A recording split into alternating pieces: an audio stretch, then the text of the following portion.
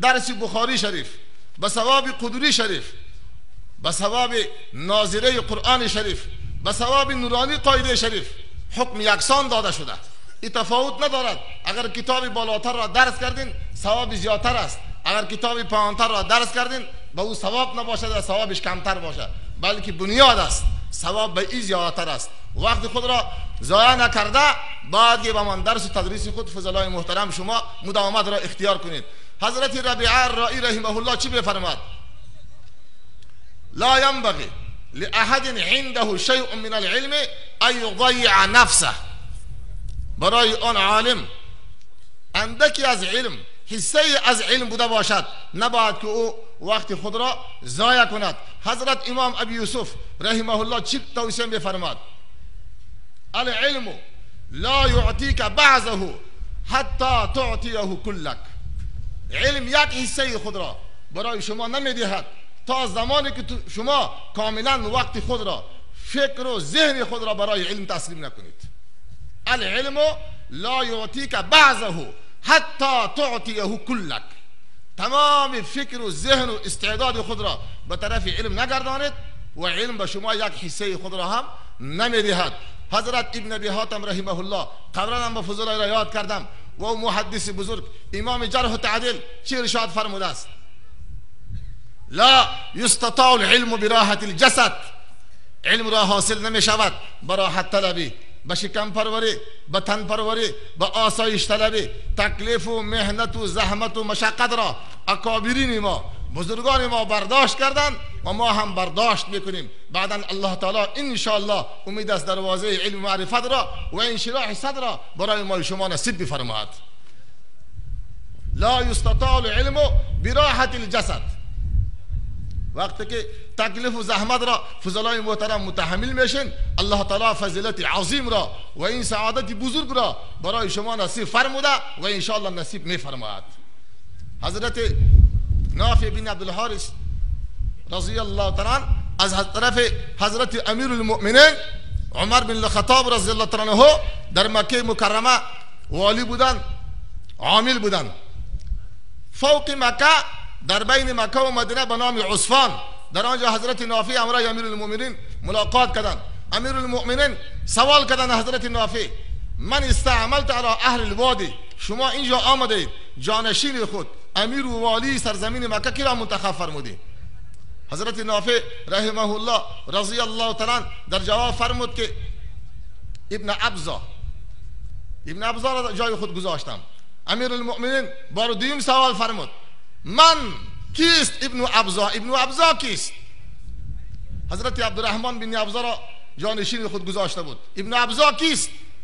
حضرت نافع بن عبدالحارث رضی الله تعالی عنه فرمود مولا من موالینا، یک غلام از غلامهای ماست. امیر المؤمنین به غضب شد. ای نافع استعملت مولا، بر بالای مسلمان ها یک غلام والی گذاشته، یک غلام را امیر گذاشته. حضرت نافع چی بفرماد؟ حضرت انه قارئ لکتاب الله، او حافظ کلام الله المجید است، او به معنای قرآن تعلق دارد، او به علوم قرآن تعلق دارد و انه عالم بالفرائض، به فرائض به علم میراث تعلق دارد. امیر المؤمنین در جواب چی بفرماد؟ اما ان نبیکم صلی الله علیه و سلم قد قال ان الله يرفع بهذا الكتاب اقواما ويضع به آخرین. خداوند متعال به این قرآن قوم را بلند میفرماد که بر آن علم حاصل کرد، بر آن عمل فرمود و قوم را پایان میکند که به آن علم حاصل نکند و به آن عمل نکند. حضرت سالم بن ابی الجعد رحمه الله، علامه ابن عابدین شامی رحمه الله هم نوشته کرده اشترانی مولای ب 300 درهم، غلام بودم مولای من به 300 درهم را خریداری نبود، فاعتقنی من را آزاد نمود. فقلت بأي حرفة احترف، که آزاد شدم، قبلا غلام بودم اختیار خود را نداشتم، وقتی که آزاد شدم با خود معالم تفکر بودم کدام کسب را کدام تجارت را برای خود منتخب کنم. الله تعالی برای من سعادت را نصیب نمود. فاحترفت العلم کمایی علم را نمودم، کسب علم را نمودم. فما تمت لی سنة حتی اتانی امیر المدینه زائرا فلم آذن له. پادشاه مدینه، گورنر مدینه، وزیر اعلی و والی مدینه میاد، سال پر نشده بود که حضرت با شما ملاقات داریم. من گفتم وقتی ملاقات ندارم. آن غلامی که از عظمت علم، از برکت علم، پادشاه مدینه امیر مدینه طیبه را اجازه ملاقات نمیدهد. وقتی که به علم خود ما عمل میکنیم، به علم خود استقامت را اختیار میکنیم، الله تعالی امید است همان سعادت را و همان فضیلت را برای ما عطا بفرماید. و الله تعالی به این فضلای محترم دروازه درس و تدریس و برای دیگر فضلا از هر قومی است، از هر ملتی هست، از هر مدرسه هست، از هر ولایتی هست، از هر ملکی هست، از هر زبانی هست، دروازه درس و تدریس را برایشان باز بفرماید، استعداد عظیم و شان برایشان نصیب بفرماید.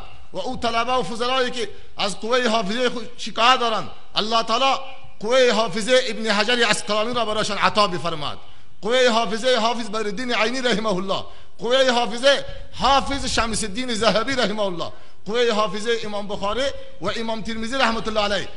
اینطور استقامت نصیب بفرماید.